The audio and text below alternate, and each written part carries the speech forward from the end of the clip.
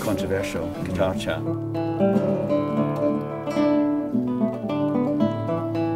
If anyone wants to call me English, we have to go outside. And usually I win, so that's all I'll say. I'm definitely not English. Nothing against them, but I'm not English. Some of my best friends are English, but I'm not English.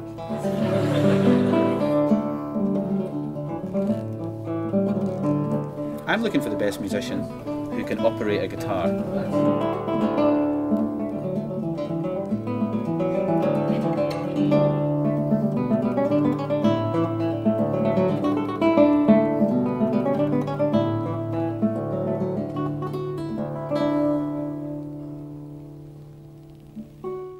Well, I'm quite thematic with programs. Like, I like certain keys and I like certain tunings. I like stability. You know, I don't really like guitar concerts where you have to constantly retune guitar strings. That breaks my concentration, and I think the guitar never goes in tune. You know, so I like to keep the guitar in one tuning for a half, you know, of a concert, or even a whole concert if possible. Not always possible. No, anyway, it wouldn't be a guitar concert if I didn't play any Albano, right? And you know how I said I like themes? I like things to make sense. This is in D, so it means I don't have to change my bottom string. So that was my thinking behind this bit of Albano. And I also like music to develop from the piece that you've heard before. So, you know, I had this, you know, suites idea in this concert. I had a suite by Bach, a suite by Leo Brouwer, mixing them together. And then I thought, oh, this is nice. This suite number 1 for solo cello by Bach, which starts as you just heard. And I got Brouwer's music out the library, and I thought, it's the same notes. I also like to play Scottish music when I go abroad, you know, especially. I mean, I play it at home too, but it's part of my identity. I've grown up with a lot of traditional music in Scotland, so I like to put that in the concert programs because I identify with it, and then I think people get a closer connection to me, you know, musically, because they hear me playing music that I grew up with and I really like, and I think I can interpret well. So yeah, there's some Scottish music in the programme pretty much always when I'm abroad, and I think that maybe other guitarists should do more of that, you know, and so we hear music from their backgrounds and their countries. You know, when you go to guitar festivals like this one here, you tend to hear, I mean, we've just had the competitions just finished today, and you know, we did have, I think, you know, 4 or 5 multiple performances of the same piece when we think about the different rounds of the semi-final and the final that I adjudicated.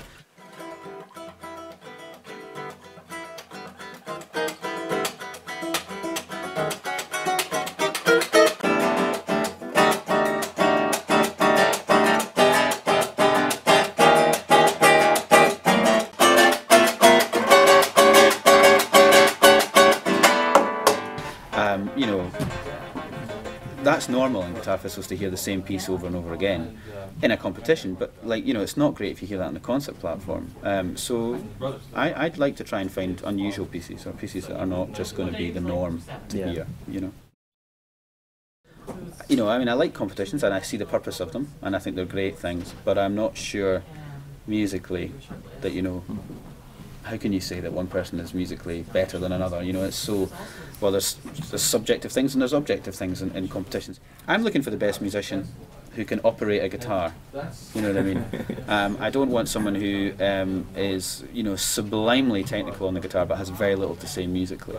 That's fine. That's operating a guitar well, but it's not musically saying very much. So I'm you know, priority naturally is musicianship. You know, I want to be involved in the piece of music because the person's interpreting it in a really tasteful way. So bringing the piece to life, maybe not letting their ego dominate the piece. And I'm also looking for a level of technical competence which matches the repertoire they've chosen to play. You know, these are the things that I'm looking for. And as soon as you start to give concerts to the general money-paying public, that's when you realise, actually, you've got to be an entertainer as well, you know. I mean, of course, if you're an exceptionally good guitarist and musician and artistically you have something to say and it comes through in your music, maybe you don't address your audience, maybe you just go from piece to piece. I like to have the connection, so I definitely have an element of entertainment, I hope, in what I do, you know, in between the pieces and things. At the time that some of these pieces were being recorded in Scotland, the next music was being written in Germany. And I'm sure you're familiar with this composer. If you've not, I don't know. where you've been all your lives. But then, in fairness, he did die in 1750, so there's no reason why you should know who he is, really, if you think about it. But you know, some people don't, like, you know, and I totally admire that as well, but they usually have something incredibly strong to say artistically, so that comes through anyway, you know. But a lot of the competitors, I don't think they're concert goers, but concert givers. If one of them comes on stage though and gives a concert in the competition, that's fine, because, you know, it might be so sublime that we just think, oh, there's the clear winner. You know, he treated it like a concert, or she treated it like a concert, you know. I don't think people listen to music much, unfortunately, anymore without visual. You know, a video. I mean, I listen to a lot of music at home, but I still listen to vinyl, like, you know, some sort of dinosaur.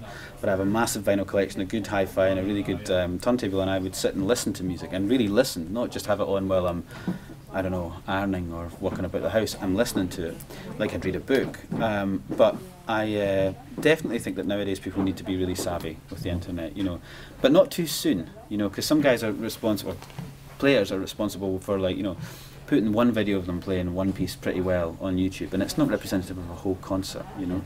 You can tell if the concert's live on YouTube how good someone is, because you can see them playing, and that's what they deliver when they're live.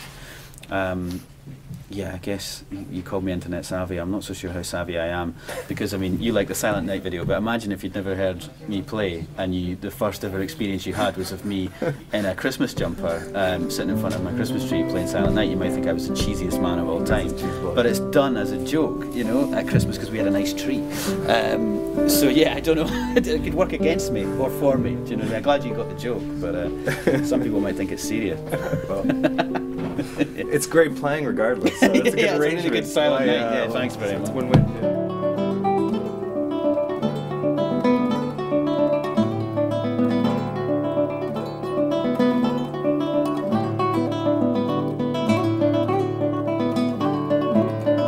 Without giving you too much information.